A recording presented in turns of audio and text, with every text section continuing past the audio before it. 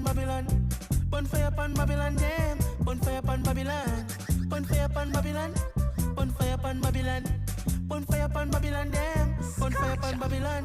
You for me, I'm on a stressed vocally. Why you want get so brutally? Must step up me face with the foolery, buffoonery. Shoot it who? Who you want shoot? Shoot at me in front of the world exclusively. In front of me mother so proudly. Control yourself when you touch the street. Oh, touch the street. I when you heard them watching me. Watching me. Wicked cop, they want take my bridge. Take my bridge. Oh God, don't shoot like a freeze. Shoot like a freeze. Good morning. This is the silent morning. Good black cloud morning. Policeman turn informant. Gunpowder smoking. In the yard with the streets them broken. Don't see it now. Young man selling dope in the government, yeah. Hustle. Rastaman a preach, open eyes in the yard. But of them a weep in the government, yeah. You're not sent to see me brothers crying at the yard. We have been dirty. Long time. Very, very early. Jaja in dirty. Very, very early. Good morning.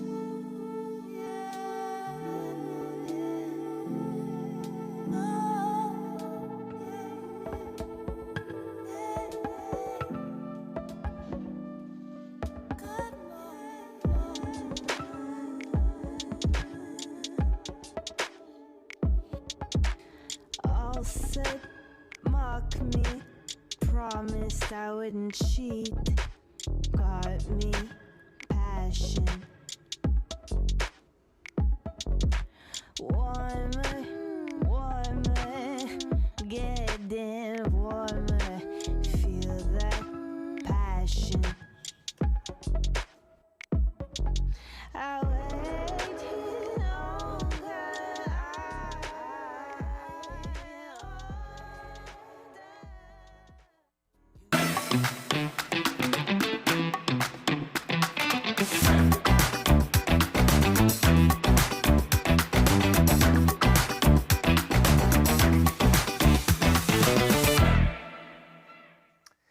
Hey, rebonjour, bonsoir, bienvenue à l'événement La Transition s'invite. Vous avez eu la chance, en fait, d'entendre la musique de Nkoussi durant les 5 minutes, comme j'avais mentionné avant l'activité. Ça va être le cas pour les prochaines activités également, puis ça va se poursuivre demain. Donc, si vous voulez vous connecter à l'activité comme un 5 minutes d'avance, comme ça, vous allez pouvoir profiter de sa musique. Excellente, d'ailleurs, excellente. La Transition s'invite, un événement qui nous invite à se rassembler pour apprendre, co-créer et propulser la transition sous toutes ses formes pour développer, de nouveaux savoirs et amplifier le pouvoir d'action des jeunes et des adultes. La transition s'invite, comme vous le savez, se déroule du 21 au 23 février 2022, donc se termine demain soir. L'événement s'inscrit dans le cadre de la démarche d'accompagnement et de soutien de la transition écologique offerte aux écoles secondaires et aussi dans la lignée du pacte de l'école québécoise, notre appel à l'engagement et feuille de route pour accélérer la transition écologique à l'école. Pour plus d'informations, vous pouvez toujours visiter le www.lab22.org. Vous y retrouvez toutes les informations nécessaires. Évidemment, je m'appelle Carl-Antoine Supris, je suis comédien et également co-animateur de La Transition s'invite. Ça, c'est mon nom ici. Ça, c'est tout mon nom. C'est long, hein? Et je vais vous rappeler quelques petits aspects techniques avant qu'on commence. Donc, lorsque vous aurez la parole, c'est important de vous renommer, donc soit votre nom complet ou en fait école ou organisation s'il y a lieu, pour que ce soit clair pour tout le monde qui prend la parole tout simplement. Pour ce qui est des questions, vous avez deux choix, soit la question écrite, donc vous pouvez écrire votre question dans le module QR dans le bas de votre écran, ou la question de vive voix, donc faites juste lever la main, appuyez sur le petit bouton au bas de l'écran, attendez qu'on vous donne l'accès panéliste et qu'on vous nomme, puis vous faites juste ouvrir votre micro, votre caméra et poser votre question tout simplement. Vous pouvez utiliser le chat en tout temps, là, tout commentaire est vraiment le bienvenu, plus vous participez, plus c'est plaisant pour nous. Puis évidemment, je vais vous mentionner que l'activité est enregistrée. Donc, aujourd'hui, l'activité porte sur la communication environnementale et se veut d'une certaine manière être un petit cours d'autodéfense pour bien communiquer et se retrouver dans la mer d'informations disponible. Donc, on sait qu'il y a beaucoup d'informations. C'est difficile des fois de s'y retrouver un peu. Donc, on va démystifier ça aujourd'hui. Pour nous aider d'ailleurs, on a 3 journalistes aguerris. J'y vais avec des courtes bios. Donc, tout d'abord, on a Julia Orio, française installée au Québec depuis 18 ans. Julia Orio a étudié en sociologie et en journalisme. Au cours des 12 dernières années, elle a principalement travaillé pour des magazines féminins comme Journaliste, Edimestre et responsable de section. Depuis 2020, elle se consacre corps et âme aux enjeux climatiques au sein de la fabuleuse équipe d'1.5 dans le même mot, Médias de solutions. Nous avons également aujourd'hui avec nous Isabelle Saint-Pierre-Roy. Donc, Isabelle est journaliste à Radio-Canada depuis près de 9 ans. Elle s'est promenée d'équipe en équipe de Montréal à Rimouski, de la radio en passant par la télé, pour finalement atterrir sur le web, d'abord avec RAD et ensuite avec MAJ. Ses sujets de prédilection sont les questions sociétales et environnementales, l'actualité internationale et le sport olympique. Elle adore tout remettre en question, brasser des idées, sauter dans le vide en relevant de nouveaux défis, vulgariser des sujets complexes, pour tenter de rendre encore plus accessible l'information à tous. Au fil des ans, elle a réalisé des reportages sur l'aide médicale à mourir, la décriminalisation des drogues et l'éducation aux médias chez les jeunes. C'est pas mentionné dans sa bio, mais Isabelle et moi, on a travaillé ensemble d'ailleurs pour la Minute Mage. Salut Isabelle.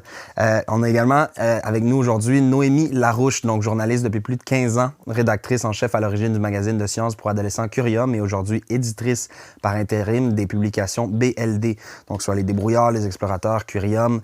Noémie Larouche s'intéresse aux enjeux présents et futurs de la jeune génération ainsi qu'aux moyens technologiques, scientifiques et sociaux d'y prendre part. Elle signe l'essai Éco-anxiété, l'envers d'un déni, paru aux éditions Multimonde en avril 2021.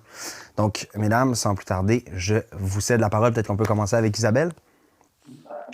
Oui, merci, Carl. Contente de te revoir virtuellement cette Oui. fois-ci. Donc, je peux commencer, je crois, par me présenter un petit 10 minutes où les filles, vous vouliez dire un petit bonjour juste avant. Bonjour, voilà qui est fait. Donc, je vais commencer par présenter un peu MAJ pour ceux et celles qui ne connaissent pas le projet. Nous, on est une équipe de Radio-Canada qui a été créée, réunie en 2019. On publie du contenu sur Instagram, sur YouTube, sur Facebook et sur notre site web depuis octobre 2019. Vous pouvez nous trouver à @MajMonActu un peu partout. Nous, on a un projet qui se veut un peu évolutif, là. On s'est transformé au fil du temps à travers des réflexions, à travers aussi l'interaction qu'on a eue avec les jeunes, avec les profs, avec des professionnels d'éducation. On a travaillé aussi beaucoup avec des collaborateurs, entre autres Carl, et beaucoup d'autres comédiens, de jeunes personnes engagées.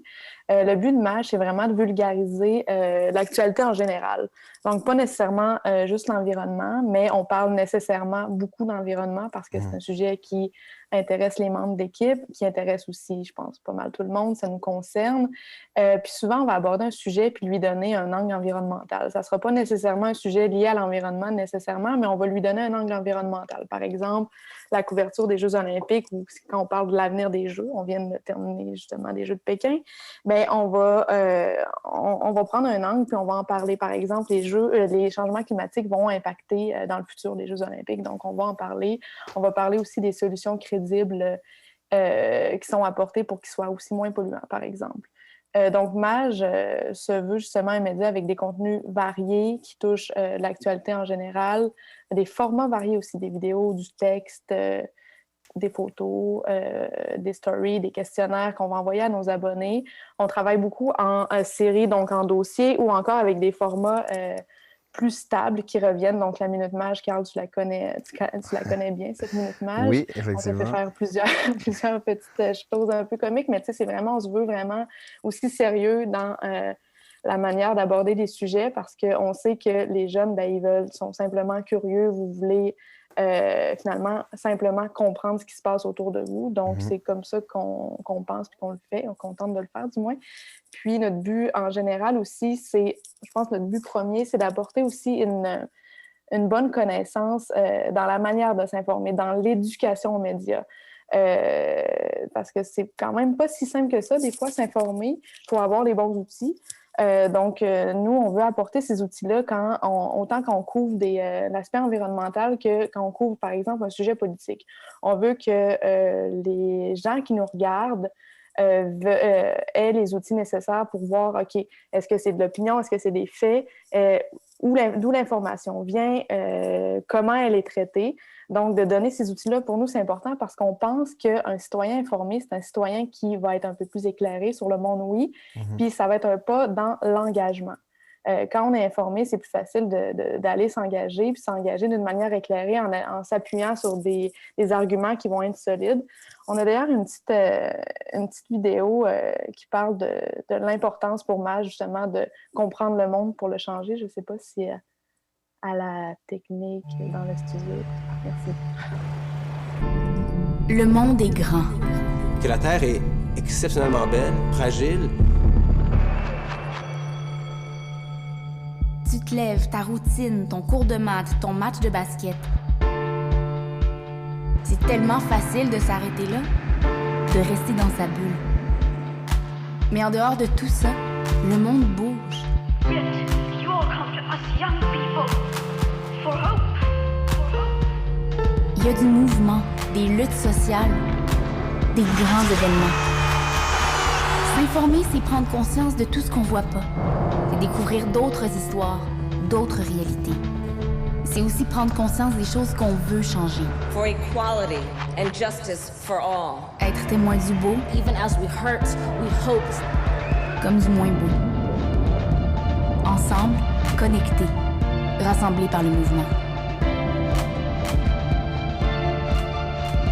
Parce que les petites victoires, comme les grandes, méritent d'être partagées. Toi aussi, tu peux participer, t'informer. Le monde est grand, mais il devient pas mal plus accessible quand on le comprend.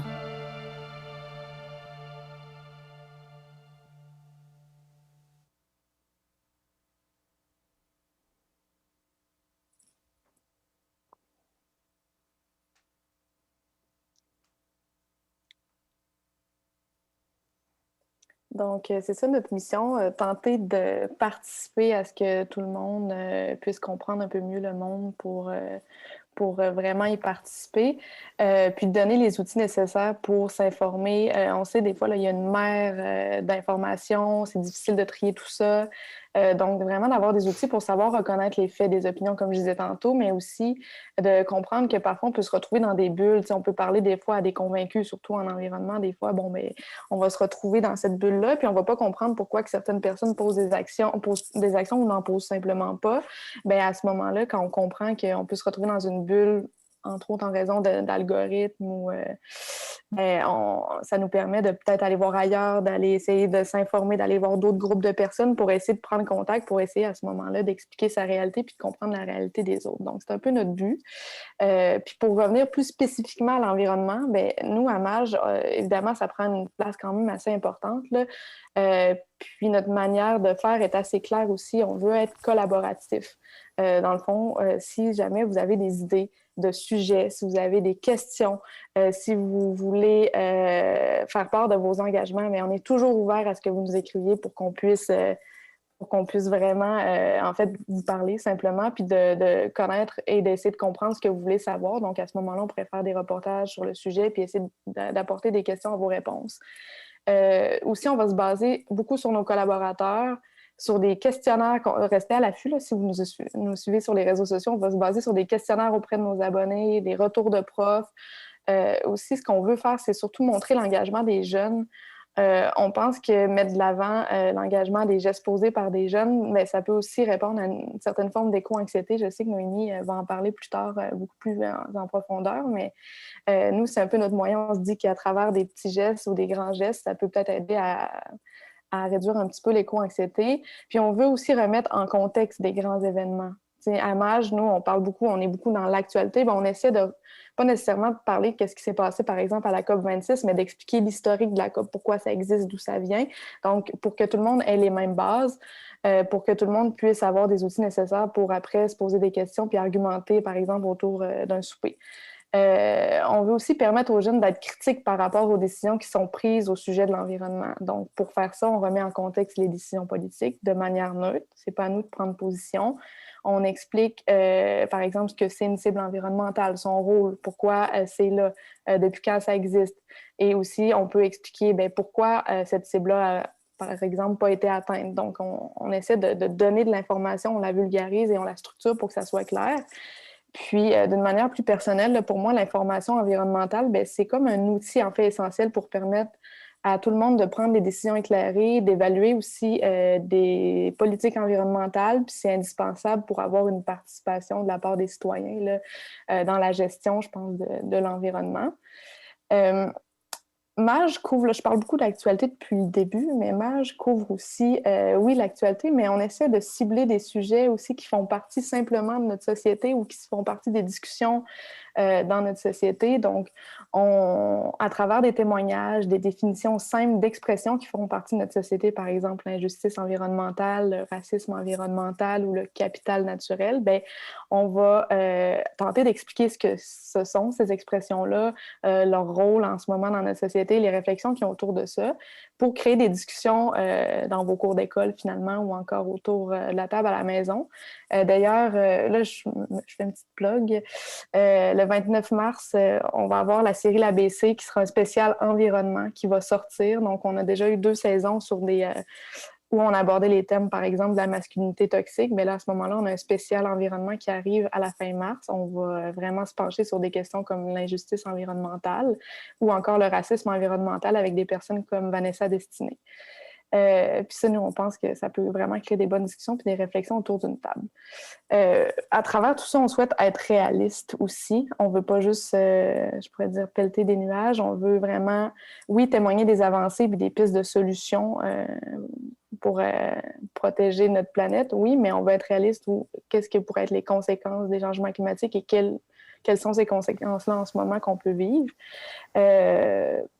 Si on veut être réaliste aussi, c'est qu'on se base sur des données pour le rester réaliste parce qu'on sait que les jeunes le sont. Là. Si on se base sur des données qu'on a qui sont probantes, il y a 79% des jeunes qui ne croient pas que la situation environnementale va s'améliorer en 2022. Ça vient d'un sondage de Léger Marketing.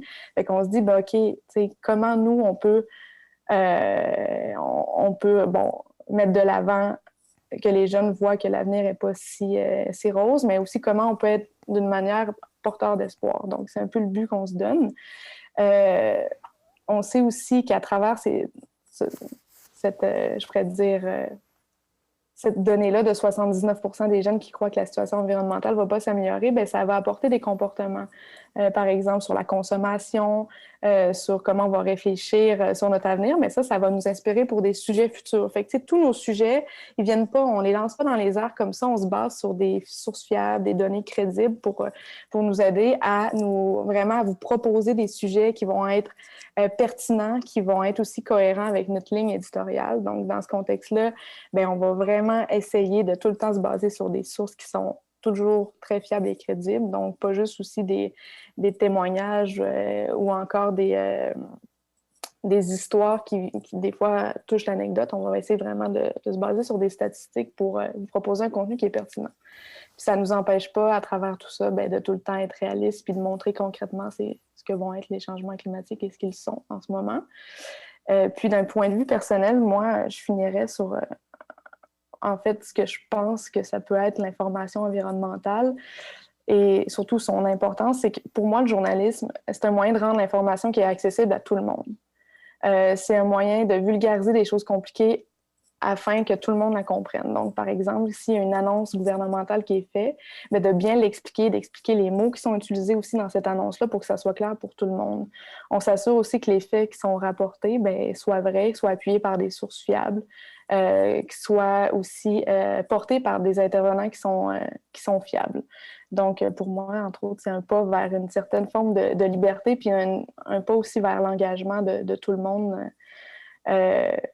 en ce qui me concerne, d'un pas vers l'engagement environnemental. Donc, les jeunes qui sont informés sur ce sujet-là, à ce moment-là, quand ils s'informent avec Mage ou avec un peu tous les autres médias qui sont fiables, ils peuvent apporter un argumentaire qui est appuyé à ce moment-là. Donc, voilà ce qui est Mage, puis voilà un peu ma pensée au sujet de la communication environnementale, mais ça touche un peu aussi la communication pour tous les domaines, mais généralement, je pense que ça s'appuie pour le domaine général, mais c'est ça. Donc, la communication environnementale, pour moi, ça fait partie d'un tout. Donc, le tout est pas mal lié à l'environnement.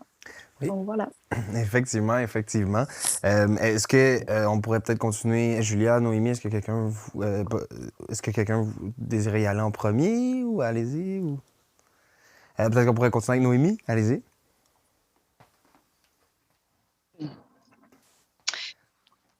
Oui, ben c'est ça.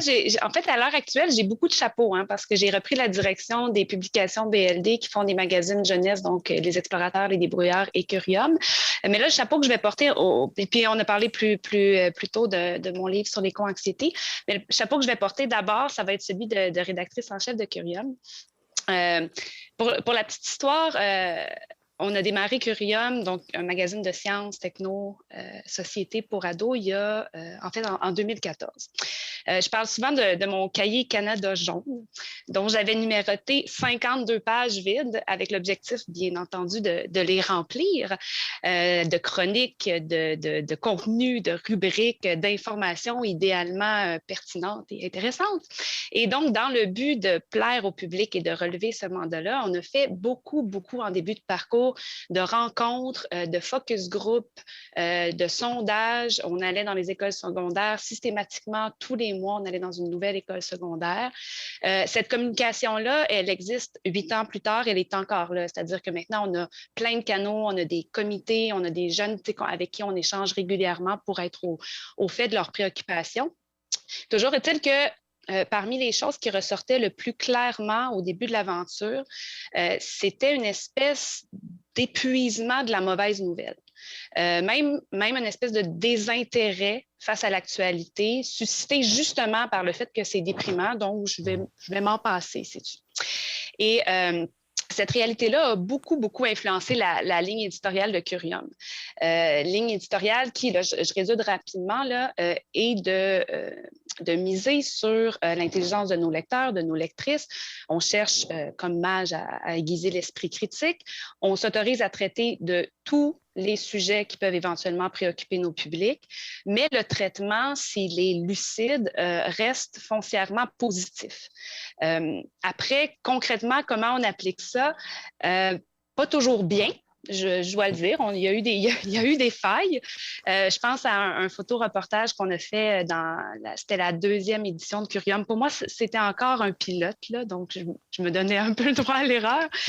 Donc, c'est un journaliste français qui avait documenté des inondations au Bangladesh. Des photos superbes. Donc, le journaliste me contacte, je saute là-dessus. On publie les photos très fortes, des courts textes qui expliquent pourquoi le territoire et sa population sont parmi les plus vulnérables au changement climatique. Au final, ça donnait une espèce de douteux mélange entre de la géomorphologie, de la géographie physique, qui est mon premier champ d'étude d'ailleurs, et un drame humain. Bref, c'était assez particulier dans la mesure où c'était pas mauvais, mais clairement, on laissait le lecteur ou la lectrice avec un sentiment d'impuissance. Donc, si c'était à refaire aujourd'hui, je ne le referais pas de cette façon, mais je pourrais clairement reprendre les photos, publier la même information scientifique, nommer, montrer l'impact que ça a sur la population, mais j'ajouterais des notions sur le fait, par exemple, que le Bangladesh, en fait, que le 2/3 du Bangladesh est construit sur un delta. Et un delta, par définition, c'est un territoire à fleur d'eau. C'est une géographie mouvante et ce territoire-là est habité depuis des centaines, depuis toujours finalement, et les populations qui l'habitent ont développé des moyens fabuleux de s'ajuster aux aléas du temps. Oui, la crise climatique vient appuyer en fait, exacerber le climat et le temps et les enjeux, mais reste que ces populations-là ont quand même des capacités d'adaptation franchement géniales. Et de la même façon qu'ici au Québec, il neige, mais on s'habille chaudement, puis il y a du chauffage. On n'est pas... Donc, il y a quand même une nuance à faire à ce niveau-là. Et de la même façon, je ferai certainement mention des initiatives scientifiques communautaire, de protection des côtes. Il y a eu de belles avancées dans ce domaine-là dans les dernières années. Donc, je nommerais l'enjeu, la difficulté, je le montrerais, mais j'irais quand même l'envelopper de quelque chose qui rend la lecture peut-être moins indigeste. Et Curium, donc, s'est développé autour de cette ligne éditoriale-là, de cette approche-là, en se tenant le plus loin possible de ce que je considère comme les deux plus grands pièges du journalisme scientifique et ça s'applique très bien à la couverture des enjeux climatiques. Le premier étant les annonces fin du mondiste. Je vais vous donner l'exemple de l'horloge de l'Apocalypse un petit peu plus tard. Et le deuxième étant la béquille de la révolution technologique. D'abord, une avancée scientifique n'est pas une révolution scientifique. Et pourtant, quand on regarde les médias, sur les réseaux, on a l'impression que des révolutions, il s'en produit tous les jours. Et ça, pour moi, ça, c'est un piège. Croire que les technologies vont tout régler, c'est très, très pratique, mais c'est pas vrai. Alors, c'est quelque chose qu'on évite de faire. Donc, il faut trouver le moyen d'être positif sans être niais et dire la gravité, dire l'urgence, sans pour autant tomber dans l'apocalypse. Et je reviens avec mon exemple de ma fameuse horloge de l'Apocalypse.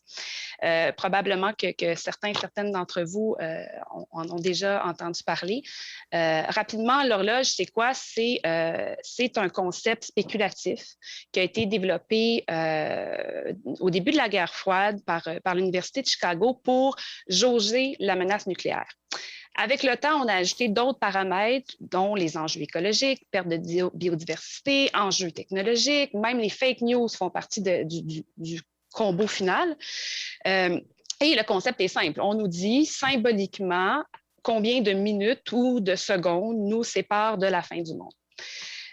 Depuis quelques années, on organise systématiquement une grosse conférence de presse avec d'éminents scientifiques, des Nobel qui, pour plusieurs, ont participé à l'exercice. Et là, dans un geste dramatique, on va soulever un grand drap noir et révéler l'horloge de la fin du monde et on va découvrir combien de minutes ou de secondes nous séparent de la fin du monde symbolique. Ça, le nombre de secondes qui nous séparent de la fin du monde, c'est fort probablement le titre des articles que vous allez retrouver dans les médias. Les articles vont souvent sommairement rappeler les motifs, nombreux, je vous l'ai dit, il y a toutes sortes de choses là-dedans, qui ont permis aux chercheurs d'arriver à cette conclusion-là et d'ajuster l'heure. Et nous, qu'est-ce qu'on va retenir comme lecteur, comme lectrice?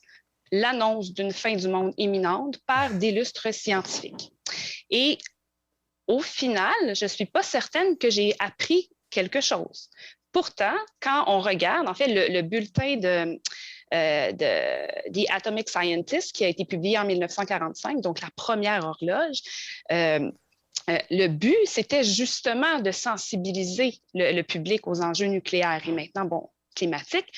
Mais ce qu'il faut voir, c'est qu'au-delà de l'annonce des minutes, il y a réellement un bulletin qui est publié dans lequel on détaille cette démarche-là, qui est en soi extrêmement intéressant et extrêmement pertinent. Mais ce qu'on va retenir souvent et ce qu'on couvre, c'est les secondes, la fin du monde. Et en fait, le pari qu'on fait avec ce genre de démarche-là, c'est de dire, en fait, nos cerveaux sont vraiment pas entraînés pour traiter une menace systémique comme les changements climatiques. Et donc, en revanche, ils sont experts face à la menace concrète. Le lion, les crocs, ça fait peur. Là-dessus, on est nickel. Par contre, quand on tombe dans le systémique, c'est plus compliqué pour nous de traiter l'information. Ce qui peut en partie expliquer le fait qu'on ne se mobilise pas assez rapidement pour affronter la crise. Donc, alors, ce qu'on se dit, c'est qu'on va essayer de transformer finalement la crise climatique en lion en insistant sur l'aspect danger, sur l'aspect vite, urgence, fin du monde. En fait, ce qu'on souhaite faire, c'est susciter une prise de conscience puis de l'action. C'est clairement pas de la mauvaise foi. La difficulté, c'est qu'il y a des études américaines qui démontrent qu'une perception exacerbée de la crise climatique peut, oui, d'une part, créer de l'anxiété on en parlait plus tôt, j'ai écrit un livre sur l'éco-anxiété, mais aussi du désengagement et du déni parce que c'est trop gros. C'est trop gros, alors on se dit, ben moi, comme individu, je ne suis pas outillée pour faire face à ce défi-là, alors je préfère mettre ça dans une petite case, au fond, continuer ma vie. Et donc, voilà, le pari étant on va appuyer très, très fort pour susciter de l'action, mais finalement, ce n'est pas tout à fait l'effet escompté, mais pas nécessairement celui récolté. Donc voilà, c'est deux grands pièges, selon moi, du journalisme scientifique. Je peux peut-être céder la parole à Julia, puis rebondir peut-être plus tard sur l'éco-anxiété si les gens ont des questions ou pour ne pas gruger tout le temps. Non, il n'y a pas de problème, c'est vraiment intéressant. Fait que prenez tout le temps que vous voulez. Mais effectivement, ce serait intéressant d'entendre Julia, puis après ça, on va pouvoir rebondir, puis on aura une période de questions également. Fait que, Julia? Merci, c'est vraiment intéressant, Noémie, ce que tu racontes, puisque notamment dans le contexte de la création d'1.5, tous ces aspects-là du traitement des médias sur la couverture des changements climatiques a beaucoup influencé dans le fond la création d'1.5. Donc 1.5, pour rappeler un petit peu de quoi il s'agit, donc c'est un média qui, lui, se consacre à l'action climatique et aux mesures d'adaptation aussi au changement climatique. Donc, pas l'environnement, vraiment l'action climatique. Donc, c'est un sujet très circonscrit. Et puis, contrairement à vous, donc Noémie et Isabelle, nous, on s'adresse à un large public. Ceci dit, récemment, donc depuis l'année dernière, en fait, on s'est associé à la Fondation Monique Fitzbach, que peut-être plusieurs d'entre vous connaissent, pour former le laboratoire des jeunes journalistes en environnement. Donc, c'est un projet où donc, font une cohorte de jeunes du secondaire situés un peu plus partout au Québec, forment une espèce de brigade de journalistes pour créer du contenu donc par et pour les jeunes. Mais au-delà de ça, c'est vraiment donc on s'adresse vraiment au grand public et on a donc une mission très simple, c'est rendre l'action climatique désirable et possible auprès des Québécoises et des Québécois. Tout ça, évidemment, sur un format journalistique. Donc, 1.5 est né en 2017 pour donc expliquer un petit peu le contexte de la création du média. Donc, on est à peu près après, vers 2015, donc... Après donc la conférence de Paris, il y a une urgence climatique. La plupart des médias la traitent de manière très catastrophique.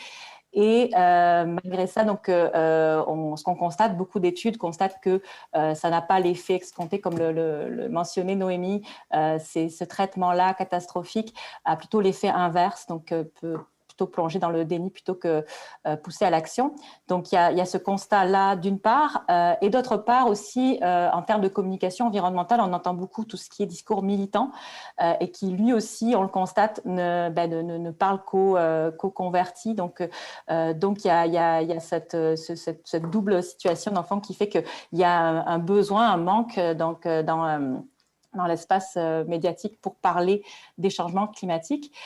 Et donc 1.5 a été créé dans ce contexte-là. Donc, parler de ce sujet-là dans un ton plutôt positif, ludique, en se consacrant plutôt aux solutions plutôt qu'aux problèmes. Donc, dans ce sens-là, on s'inscrit vraiment dans ce qu'on appelle le journalisme de solution, qui s'intéresse plus aux solutions plutôt qu'aux problèmes. Ce qui ne veut pas dire évidemment qu'on met des lunettes roses. Ça, c'est clair qu'il reste que le sujet est traité avec rigueur, avec un regard critique, mais avec une attention particulière aux solutions. Puis je trouve que l'exemple de Noémie là, sur le reportage au Bangladesh est vraiment très parlant pour ça. Là, vraiment, tu as bien, je trouve, mis en perspective les deux manières de traiter un sujet.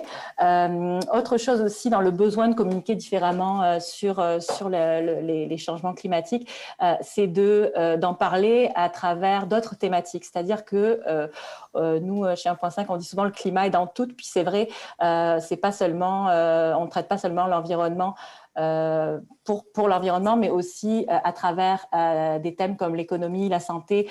Nous, on va souvent mettre de l'avant ce qu'on appelle les retombées positives de l'action climatique, c'est-à-dire que d'agir pour le climat, ça a plein de bénéfices, que ce soit en termes de création d'emplois, de bénéfices pour la santé, à la fois physique, mentale. Donc, on va essayer vraiment de faire ces liens pour aller interpeller aussi les gens sur ce qui les intéresse dans leur quotidien, sur ce qui leur parle. Parce que c'est un sujet que finalement on se rend compte, beaucoup de gens n'ont pas envie d'entendre parler parce que on l'a souvent présenté comme un problème, donc souvent on n'a pas forcément envie d'entendre parler de problème, donc de l'aborder à travers d'autres thématiques vers des sujets qui touchent les gens au quotidien, c'est aussi une bonne manière d'amener le sujet.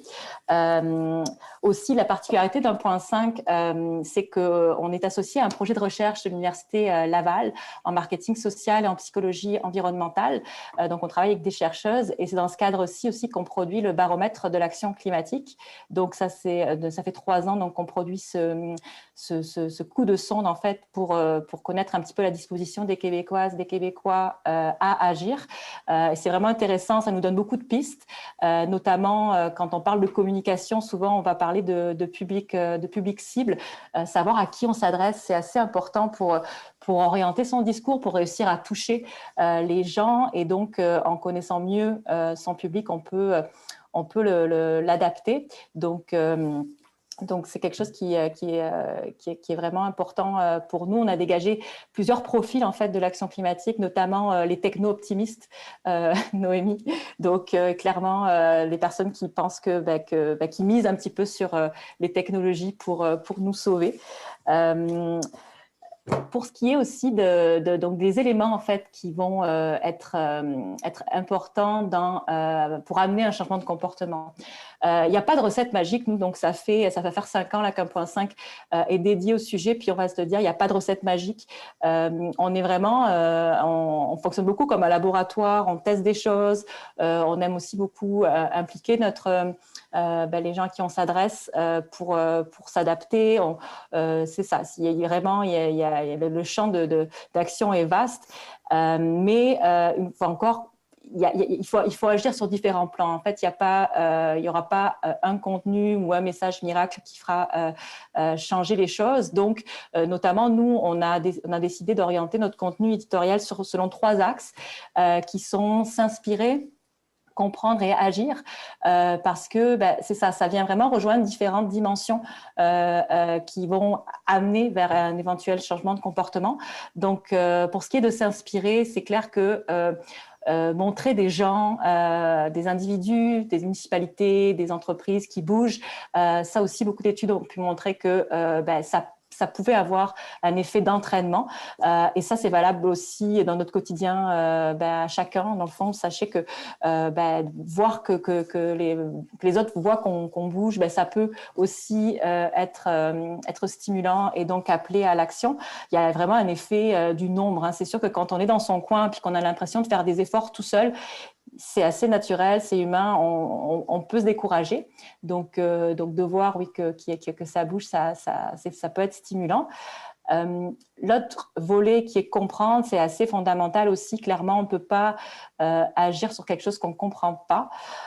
Donc là, on a beaucoup de contenu qui essaye d'expliquer vraiment les enjeux derrière la crise climatique. Puis c'est clairement complexe. Là, on parle de journalisme scientifique, comme le disait Noémie. On est dans des sujets très, très, très complexes. Nous, chez 1.5, on a une recherchiste scientifique dans l'équipe qui vraiment va valider nos données, qui va faire de la recherche. C'est vraiment pas facile, le climat, là, faut se le dire. Puis je pense qu'il n'y a aucune honte à se dire qu'on ne comprend pas, puis de se faire expliquer plusieurs fois les termes, c'est vraiment c'est totalement naturel. Faut en être conscient aussi. Je pense qu'il faut être indulgent envers soi-même et reconnaître que c'est pas forcément facile. Et de la même manière, quand on s'adresse aux autres, faut en tenir compte. Faut tenir compte du fait que ça peut être, on doit s'y prendre parfois plusieurs fois de différentes manières.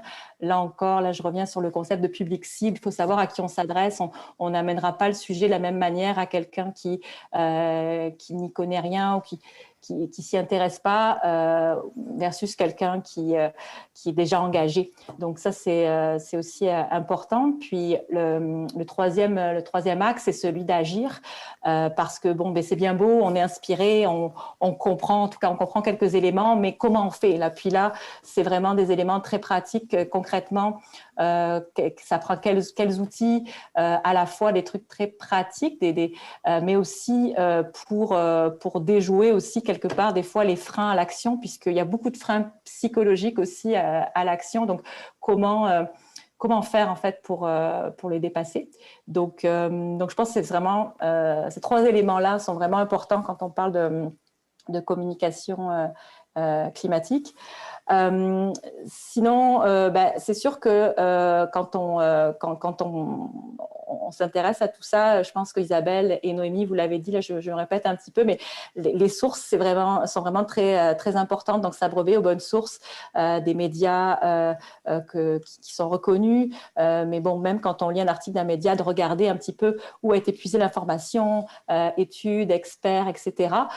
Souvent, avec les médias sociaux, maintenant, on voit passer quelque chose, puis on a tendance, et je pense qu'on le fait tous, mais on essaye de pas le faire, mais de partager sans aller lire l'article au complet. On voit l'amorce, on voit le titre, ça nous plaît, mais il faut vraiment se faire violence pour prendre le temps. Je sais qu'on a beaucoup d'informations et on manque de temps, mais c'est important parce que c'est vraiment fondamental. Il y a beaucoup d'informations qui circulent et pas toujours la bonne. Donc ça, c'est vraiment très, très important. Sinon, dans le contexte de communiquer sur les thématiques environnementale et climatique, je vous dirais que, encore une fois, pour revenir à l'axe s'inspirer, les exemples positifs, c'est quand même très stimulant pour beaucoup de gens. Donc, n'hésitez pas à aller de ce côté-là, à relayer des histoires inspirantes, humaines aussi. Clairement, on aime ça quand on nous raconte une histoire plutôt qu'un fait. Donc, quand l'information est amenée d'un point de vue plus humain, narratif, ça interpelle. Donc, c'est clair qu'on peut s'en servir. Autre élément aussi, tout ce qui est métaphore ou image, c'est sûr que dans des sujets complexes encore plus, quand on parle, mettons pour parler de l'effet de serre, si on compare dans le fond comme l'atmosphère à une douillette qui va réchauffer la Terre, tout de suite on met une image dans la tête de notre interlocuteur, puis ça devient un peu plus concret. Donc ça, ce sont vraiment des éléments qui vont aider à capter, dans le fond, l'attention de la personne à qui on s'adresse. Pour ce qui est de l'épuisement, j'ai vraiment trouvé ça intéressant, Noémie, ce que tu racontais sur, dans le fond, la genèse un peu de Curium, puis que de ce constat d'un épuisement, de la mauvaise nouvelle, clairement, c'est quelque chose qui n'est pas facile pour personne. Et je pense qu'il faut aussi savoir doser. En fait, c'est très important de s'informer. Puis je pense que toutes les 3, aujourd'hui, on le dit là, que l'information, c'est important. Mais il faut aussi tenir compte de sa sensibilité, de son état émotionnel. Puis, il y a des jours, c'est pas le jour pour passer son temps à faire défiler les mauvaises nouvelles. Et puis, prendre un break par moment, ça fait du bien. Je pense que sinon, effectivement, on peut tomber dans en fait, c'est ça, on peut tomber dans l'éco-anxiété. Je pense que Noémie t'en parlera mieux peut-être plus tout à l'heure, mais donc je pense qu'il faut être doux avec soi. On vit une époque avec beaucoup de défis, mais aussi, c'est ça, vraiment de savoir doser un petit peu la consommation d'informations et de médias. Puis là-dessus, varier ses sources médiatiques aussi, parce que je pense que c'est important d'avoir conscience de ce qui se passe. Et c'est clair que, je le disais au départ, 1.5 est né parce qu'il y avait un trop-plein de nouvelles. En fait, le traitement était trop catastrophique. Mais c'est important aussi d'avoir l'information sur tous ces impacts-là. Et beaucoup de médias le font très bien. Et puis, c'est pour ça que nous, on a choisi de faire autre chose.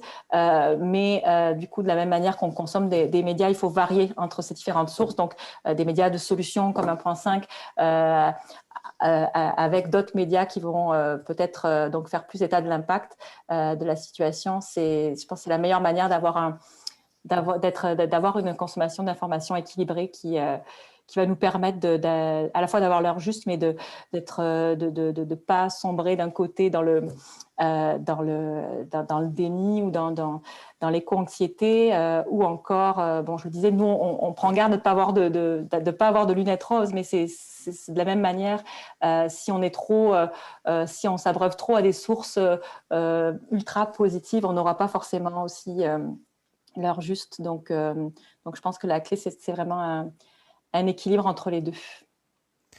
Ben, merci énormément, Julia. C'était super. Merci beaucoup pour ça. On va tout de suite passer à la période de questions. Je dois quand même rappeler, pour ce qui est de la période de questions, que vous pouvez toujours poser votre question dans la petite barre QR là, au bas de votre écran. Ou sinon, vous pouvez toujours lever la main. On va vous faire apparaître à l'écran pour que vous puissiez poser votre question de vive voix. Donc, participer en grand nombre. Ça va nous faire plaisir de répondre à vos questions.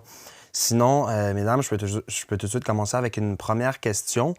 Je vais la poser, puis ensuite, on déterminera qui voudra se lancer. Avez-vous des exemples concrets de communication, soit d'ici ou d'ailleurs, qui ont eu des effets de levier importants pour engendrer des changements de comportement? Est-ce qu'il y en a une qui... J'imagine que c'est une bonne question quand même pour commencer. Là. Peut-être quelqu'un... Ouais, moi, je peux me lancer. Isabelle veut se lancer. Il y a quelqu'un près de moi, en fait, qui le fait, je crois. Il y a une série de reportages d'Olivier Arbourmas, quand j'étais à RAD, qui a fait sur la décroissance. On en parlait un peu, mais je crois qu'à ce moment-là, on ne savait pas trop, tout le monde, qu'est-ce que c'était la décroissance. Donc, Olivier, je crois qu'il l'a très bien expliqué. Il l'a vulgarisé, il a expliqué le mot, puis après, il a essayé de l'appliquer dans la vie de tous les jours pour montrer à quel point ça peut être réaliste de le faire ou pas, ou de le faire aussi à quelle mesure, en fait, selon la réalité de chacun. Donc, je pense que grâce à lui, il y a eu plusieurs réflexions qui ont été faites dans ce sens-là. Donc, c'est la première idée qui m'est venue, je ne sais pas, Julia ou Noémie, si vous en aviez. J'ai vu Noémie qui a pensé. Est-ce que Noémie, tu avais peut-être une petite idée d'exemple concret C'est drôle, là, spontanément, il n'y a rien qui me vient à l'esprit, mais je trouve que c'est un très bon exemple que tu as donné, Isabelle, parce que c'est vrai qu'il y a eu écho jusqu'à chez moi. Moi, je suis pas à Radio-Canada, puis je pense que ça a été effectivement très, très porteur. En fait, ça a apporté le mot dans le quotidien. On se l'est approprié. Puis là, on s'est dit, OK, c'est ça, tu sais. Fait que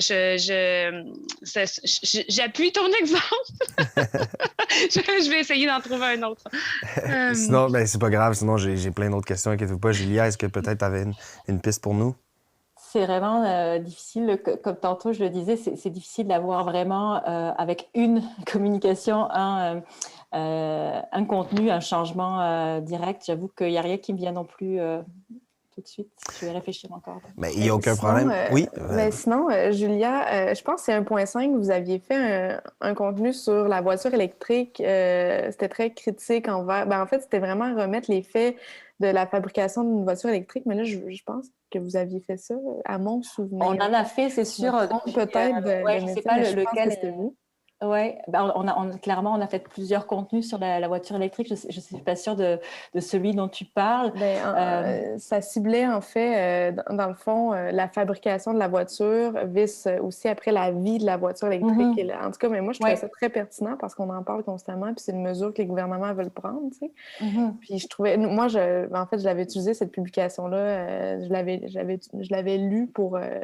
faire une minute mage après, avec d'autres sources, mais tu sais, ça m'avait beaucoup aidé. Donc... tant mieux.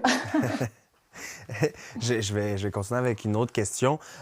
Pensez-vous qu'il serait important, à l'heure des CC, qu'un segment quotidien des bulletins de nouvelles sur les réseaux majeurs soit consacré au sujet de l'environnement, justement? Je peux y aller. Oui, oui, je pense que clairement, puis il y a quand même des initiatives qui sont allées dans ce sens dans les dernières années. Là, comme je vous disais, il y a vraiment beaucoup de choses qui sont passées là, dans les 5 dernières années. Mettons, il y a des médias qui ont vraiment mis ce sujet-là de l'avant. Je pense au Guardian, par exemple. Donc, pour moi, c'est vraiment l'enjeu de l'heure. Puis forcément, moi, je suis dedans au quotidien, mais je pense que ça, comme je le disais tout à l'heure, c'est dans tout. C'est pas seulement un sujet. Le climat, ça doit être... Ça se reflète dans beaucoup de thématiques. Donc, ça serait vraiment, pour moi, le move à faire pour que ça s'inscrive plus dans l'esprit des gens et que l'urgence soit... En tout cas, le sujet soit plus dans le radar de tout le monde. Ouais. Si je peux faire du pouce là-dessus, là, Oui. moi, je pense que c'est important qu'on ait une plus grande couverture de ces enjeux-là, mais j'aurais tendance à ne pas les segmenter. Je pense que ça aussi, c'est un danger de toujours prendre l'environnement comme quelque chose à part, alors que, un peu comme le disait Julia tout à l'heure, on vit dans cet environnement-là, on est dépendant de cet environnement-là. Je ne sais pas s'il se passe la même chose que pour vous que pour moi dans l'écran, mais moi, c'est un peu... c'est un peu hallucinant. OK. Toujours est-il que d'essayer de justement de se reconnecter à notre environnement, je pense que c'est important de voir qu'on en fait partie et que c'est pas quelque chose qu'on peut traiter à part. Puis on réserve souvent ce même traitement-là à la science qui est tellement vaste, mais qui fait partie de notre quotidien. Donc moi, j'aurais tendance à dire oui, donnons plus de place aux enjeux. En fait, on donne déjà beaucoup plus de place depuis les dernières années, et c'est tant mieux, mais essayons de le faire aussi avec une espèce de cohérence, puis de se rappeler que on est connecté à la Terre. Puis il y a quelque chose de... Il y a un enjeu, je pense, à l'heure actuelle, c'est que notre culture écologique ou environnementale, elle n'est pas très, très développée. Donc, quand on essaie d'apprendre, il y a des éco-psychologues avec qui j'ai discuté en faisant le livre qui me disaient ça, qui disaient c'est difficile de faire de la sensibilisation auprès d'une population alors que les outils avec lesquels ils partent au début, leurs outils de base sont assez limités. Ouais. C'est d'ailleurs pour ça que je crois que vous militez pour faire de l'éducation relative à l'environnement dès le plus bas âge. Je vous en prie. Il y a aussi, Julia, tantôt, tu disais que justement l'environnement est dans tout. Donc, je pense que ça reprend un peu le propos de Noémie. Moi, j'ai déjà été dans les bulletins d'information, puis j'avoue qu'on se posait la question si on devait faire une place, mais je pense que c'est juste tous les sujets peuvent avoir un angle environnemental. Ouais. Que ça soit politique, économique, sportif, culturel. Une tournée d'un groupe de musique qu'on aime, finalement, aura un impact environnemental. Donc, est-ce qu'on veut l'aborder, ce sujet-là?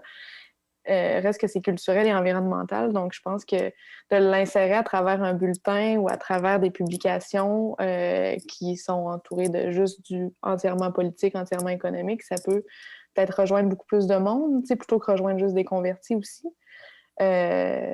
Donc, Julia, je pense que tu le mentionnais tantôt très bien. Là, puis moi, je trouvais ça vraiment intéressant, ce point de vue-là. Absolument. Je pense que l'idée, ce serait d'arriver à ce que le sujet s'inscrive, s'ajoute à tous les autres sujets. Comment, puis là on parle de contenu médiatique, mais est-ce que ce serait, là je pars un petit peu ailleurs, mais est-ce que ce serait en mettant l'empreinte carbone de tout ce qu'on utilise, qui est comme des éléments visuels qui nous ramènent un petit peu à ce sujet-là un peu partout?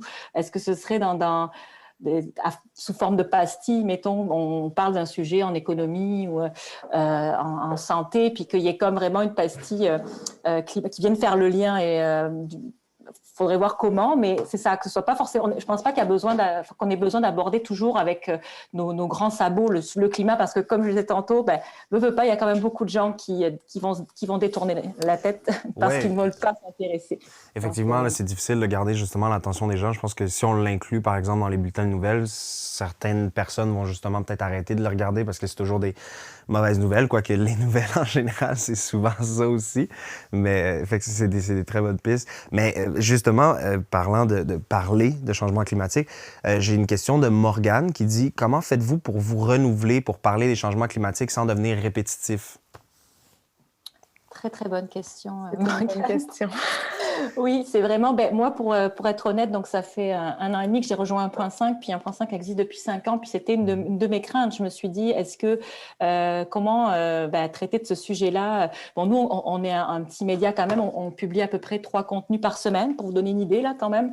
Mais malgré tout, j'ai découvert que c'était... que non, il y avait toujours... il y a vraiment matière. Là, on a plus de sujets qu'on a de temps et d'énergie pour les traiter. Il y a tellement de... En fait, il faut voir aussi, parler en termes d'angle, c'est-à-dire à partir d'un sujet, il y a plein de manières de le traiter, à la fois avec des formats. Il y a aussi beaucoup de nouveaux éléments, là, comme par exemple l'article que tu as partagé, Isabelle, sur les autos électriques. Il a été fait en 2019. À l'époque, c'était basé sur une analyse du cycle de vie qui datait de 2016. Et récemment, justement, on est retombé un peu là-dessus. Puis j'ai contacté le CIREG, là, qui est comme un centre universitaire qui fait ces analyses de cycle de vie pour savoir est-ce qu'il y a des nouvelles données, parce que ça bouge quand même beaucoup. Pour l'instant, il n'y en a pas, mais c'est clair qu'il est possible qu'il y en ait. Donc, c'est vraiment le sujet de l'heure, j'ai envie de dire. Donc, il y a vraiment matière. Ouais.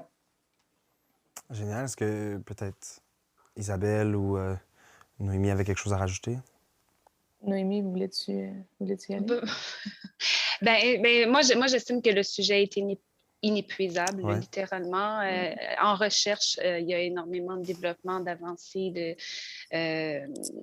autant sur le plan du développement pour trouver des moyens pour pallier, autant sur le plan de la connaissance.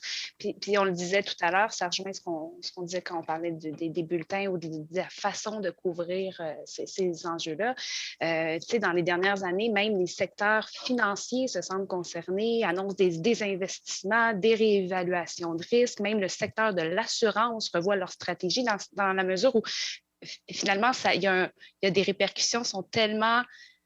bref, la recherche avance, puis les répercussions sont tellement vastes parce qu'on est dans la crise.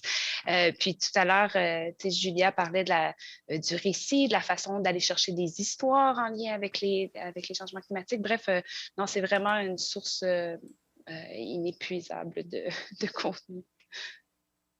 Et pour pas aussi peut-être tanner les gens, je pense qu'on se renouvelle naturellement aussi parce qu'il y a des discussions, des réflexions de société, des nouvelles expressions comme racisme environnemental qu'on abordait moins, capital naturel qu'on abordait moins. Mais juste ne serait-ce que nous, à MAJ, on se dit qu'il faudrait les expliquer, ces mots-là, simplement et concrètement. Donc, à ce moment-là, on se dit que c'est peut-être une nouvelle manière aussi de faire, plutôt que juste parler de l'annonce gouvernementale, on va commencer à expliquer des expressions qui sont empruntées par des militants, par des spécialistes, des experts. Donc, de juste donner une connaissance de plus au sujet de l'environnement, ça peut aussi aider à aller vers autre chose, vers d'autres sujets, puis créer de nouvelles réflexions. Définitivement. Puis, tu mentionnais MAJ. Là, je sais que vous avez évidemment Curium 1.5 et MAJ, mais quelles sont, autres que les vôtres, les sources d'informations fiables et accessibles que vous recommanderiez pour la communication environnementale? S'il y a des jeunes qui nous écoutent, ça pourrait être pertinent justement de savoir où ils peuvent se renseigner puis où ils peuvent aller chercher de l'information qui n'est pas désuète, là, parce que c'est ça qui arrive souvent. Là, c'est comme... Il y a toujours des revues scientifiques qui sont bonnes, qui aident qui apportent une bonne vulgarisation. Je veux dire, Québec Science est toujours là, mais je pense que tout ce qui est revue scientifique, quand vous êtes intéressé à ça, c'est sûr que vous allez aussi trouver d'autres sujets, mais on est sûr que l'information est vérifiée. Je pense que c'est important d'aller vers, on l'a répété les trois, là, vers un média ou une personne qui est crédible et fiable, qui a des bonnes sources, qui s'appuie sur des études scientifiques, par exemple. Oui, c'est ça. Il y a Québec Science au niveau scientifique. Il y a aussi l'agence Science Presse au Québec qui traite aussi des sujets environnementaux. Puis les sections environnement de grands médias, évidemment, comme Le Devoir ou La Presse. C'est sûr qu'on est dans le traitement médiatique, c'est plus vulgarisé. Après, il y a des sources universitaires, etc. Mais c'est sûr que ça peut être un petit peu plus complexe. Idéalement, le travail des médias est de vulgariser. Donc... Noémie, quelque chose à rajouter? Est-ce qu'il y a quelque chose qui te vient en tête? Mais sinon, regarde, je vais vous poser une question qui complète un peu celle-là, en lien avec la question que je viens tout juste de poser. C'est quoi les émissions, balados, sites, etc., toutes plateformes confondues, vraiment, là, que vous trouvez les plus intéressantes et pertinentes à consulter, à connaître pour les jeunes? Je sais que MAJ en est quand même un bon exemple aussi, mais est-ce que vous avez d'autres exemples de... Prêcher pour ma patrie, là. mais les débrouillards ont depuis l'an dernier un balado aussi sur audio qui est franchement chouette. J'ai lu Les Débrouillards quand j'étais jeune, vraiment, ça fait longtemps là, ça, mais j'avais lu Les Débrouillards puis je me rappelle que c'était très, très pertinent tout ce qu'on y trouvait, fait que j'imagine que c'est encore la même chose aujourd'hui. Oui, puis on célèbre notre 40e anniversaire, là, on lance des festivités dans 2 jours d'ailleurs. Donc tu dis qu'il y a un balado des Débrouillards, c'est bien ça? Oui, il y a un balado sur audio sur Radio-Canada. Génial. Il y a aussi un balado de François Bellefeuille qui apportait des trucs simples dans la vie quotidienne. Le 3.7 planètes, si je ne me trompe pas, c'est sur audio aussi, en français. Donc, je trouvais que c'était assez concret pour les gens. Là. Si ça peut aider, ça peut toujours être bon. C'est vrai que c'est un bon exemple parce que là, c'est un autre angle pour aborder le sujet, c'est l'humour. Puis pour certains, c'est clair que c'est une bonne porte. Donc, J'ai Oh, excuse-moi, oui, je ne veux pas interrompre. Non, j'allais dire, il y a plusieurs balados là, qui sont vraiment bons. Là, pour, en plus, en faisant une activité, c'est vraiment intéressant, mais c'est vraiment... moi, les balados, je trouve que pour les contenus environnementaux, ça passe toujours très bien aussi pour mieux comprendre la situation. Là. Définitivement, mais la question que je me pose, en fait, c'est dans la mesure où les balados sont publiés, par exemple, sur audio ou quoi que ce soit, est-ce que ça veut dire qu'ils sont comme vérifiés, entre guillemets? Ça veut-tu dire que les sources sont donc fiables s'ils ont été publiés ou c'est pas nécessairement toujours le cas? J'allais dire que, en tout cas, pour nous, à Radio-Canada, du moins, il y a toujours des équipes qui vont vérifier les faits. Ça ne peut pas sortir. On est un média qui, dans le fond, il y a un processus de création, de recherche et aussi de vérification des faits avant publication. Okay. Donc, on est soumis aussi à des normes et pratiques journalistiques. Comme journaliste, moi, du moins, je le suis. Donc, je me dois d'être rigoureux, je me dois d'être neutre le plus possible et je me dois aussi de vérifier mes sources et les faits que j'avance. Là. De manière générale, un balado, là encore, on est toujours quand on parlait de source, de regarder d'où il vient. C'est sûr que si c'est quelqu'un qui le fait dans son sous-sol ou qu'on ne le connaît pas, on peut se questionner sur... mais sinon, si c'est produit aussi en général, la plupart des boîtes de production sont quand même assujetties aux règles journalistiques et donc... En général, puis selon les sources et selon les participants de ce balado-là, je pense qu'il y a moyen de voir si on est face à du contenu fiable. Parfait, merci beaucoup. Alors, on va y aller avec une dernière question. Je vous prépare d'avance, c'est une grosse question. Préparez-vous. Cette question nous provient du Conseil régional de l'environnement de Laval. Donc, ça va comme suit. Comment ne pas avoir un discours alarmiste devant l'urgence d'agir, qui peut être contre-productif, tout en informant les masses de la réalité climatique et environnementale actuelle et à inviter à des changements paradigmatiques? Grosse question. Grosse question pour terminer. Si vous voulez, je peux la répéter également.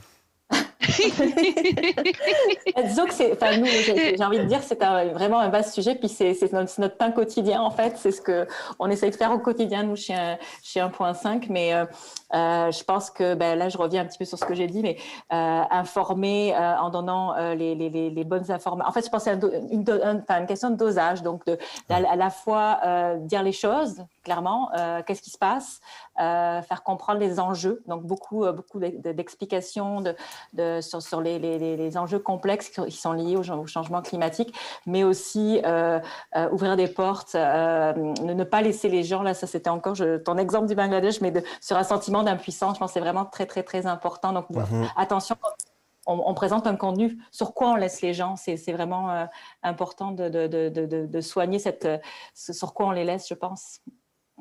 Définitivement. J'irais un peu dans le même sens. C'est qu'il ne suffit pas d'informer, il faut aussi savoir donner aux gens le moyen de composer avec cette connaissance-là. Il ne suffit pas de juste leur balayer une information puis leur dire, organisez-vous avec. Puis je pense que dans ce que Julia proposait aussi, il y avait quand même vos 3 mots-clés. Parmi ces 3 mots-clés-là, il y avait agir, puis il y avait aussi des exemples concrets, puis des façons de comment moi, je peux mettre l'épaule à la roue, de quelle façon, moi, avec mon identité écologique, puis ce que j'ai à donner, moi, comme individu, je peux m'engager. Donc, il y a tout le temps, je pense qu'il y a l'information, il y a la nuance pour pas que ça soit trop difficile à absorber. Puis après ça, il y a concrètement, est-ce qu'il y a des petites pistes de solutions qui pourraient me permettre, moi, de prendre part à la lutte? T'sais. Mais c'est sûr qu'il n'y a pas de formule magique. S'il y en avait une, ça serait trop on l'utiliserait tous. Ouais, ça Je pense qu'il faut être réaliste. Il faut montrer la réalité de ce que sont les changements climatiques aussi sans être trop sensationnel finalement, mais je pense que en tout cas nous, on n'a pas du tout non plus la formule magique, on aimerait ça l'avoir, Noémie et Julia, si vous la trouvez en plan, mais on reste en contact. C'est ça, c'est de retourner à la base aussi, je pense que ça peut aider, quand on comprend ce qui se passe, quand on comprend les décisions, ne serait-ce que les mots, une cible environnementale. Ça vient d'où? Pourquoi? C'est quoi ces pourcentages-là? Ça représente quoi? De mieux comprendre ce qui nous est annoncé peut peut-être nous aider à peut-être être plus ou moins alarmés ou ne serait-ce que de savoir, OK, bien, quelle action moi je peux prendre, quelle action que mon gouvernement pourrait prendre. Donc, d'avoir aussi conscience de ne pas se mettre tout le poids sur les épaules là, en tant que citoyen. On parle beaucoup de l'action citoyenne, mais aussi c'est une action qui, je pense, qui est collective et gouvernementale qu'il faut avoir conscience de ça. Donc, nous, juste d'essayer de vulgariser tout ça, c'est un défi, puis ça le reste, mais je pense qu'un mot à la fois, une base à la fois peut peut-être aider, là. Et puis j'ajouterais aussi la notion de discussion. Tu sais, quand on parle des médias, des journalistes, on a souvent l'impression que c'est que ça va juste d'un sens, puis que c'est nous qui donnons de l'information. Mais dans les faits, et ce que j'ai entendu des filles aussi, c'est que nous, on est vraiment dans un mode discussion. Tu sais, un magazine, c'est pas 52 pages papier puis un site Internet, c'est une communauté, c'est de l'échange, c'est de permettre à nos lecteurs, nos lectrices, nos auditeurs, nos auditrices de nous revenir puis de dire « Hey, moi, ça me préoccupe. » Est-ce que tu sais, il y a comme un... Au-delà de la notion d'information, il y a la notion de discussion, d'échange, de communauté. Puis ça fait du bien. ça fait du bien. Puis ça donne espoir de sentir justement, on n'est pas tout seul, puis qu'on est ensemble en train de chercher des solutions, même si on ne les a pas toutes, mais on est quand même actifs. Donc, Bien, merci énormément. Malheureusement, on n'a plus de temps, donc c'est ce qui conclut l'activité. Mais merci à vous, merci pour votre présence puis votre participation. Vous avez vraiment été généreuse de votre temps et toutes les informations partagées étaient vraiment excessivement pertinentes. Je suis sûr que les gens qui nous écoutent ont adoré. Donc, plusieurs autres activités s'offrent à vous jusqu'au 23 février, 19h. Consultez la programmation au www.lab22.org. La prochaine activité de la journée, c'est le ciné-débat sur le film Vive en grand, Bigger Than Us, avec des jeunes engagés de 20h à 21h ce soir. Vous pouvez aussi visionner des capsules éducatives disponibles en tout temps sur le site Internet du Lab 22. Les capsules portent sur une variété de sujets relatifs à la transition écologique et peuvent servir de contenu éducatif à diffuser en classe pour faire vivre aux élèves des ateliers pratiques ou stimuler tout simplement des discussions. Vous voulez faire bouger les choses à votre école, invitez votre direction d'école à signer le pacte de l'école québécoise pour passer de la parole aux actes ou appuyer celui-ci vous-même en le signant pour démontrer votre appui au mouvement. Encore une fois, les détails sont sur le site du Lab 22. Avant de vous quitter, je tiens à remercier toute l'équipe et les collaborateurs, collaboratrices du Lab 22 ainsi que ses précieux partenaires. Merci beaucoup, Isabelle, Noémie, Julia. Merci beaucoup à tout le monde d'avoir participé. À la prochaine. La transition se poursuit.